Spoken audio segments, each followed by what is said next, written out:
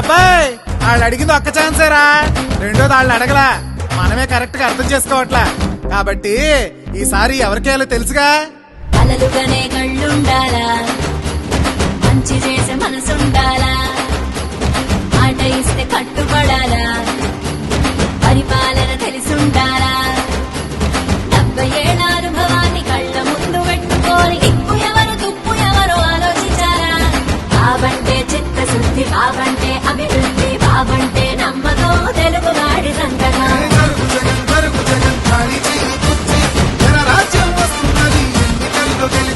జరుగు జరుగు జరుగు జగన్ ఖాళీ చేయి కుర్చీ, జనరాజ్యం వస్తుందని ఎన్నికల్లో గెలిచి.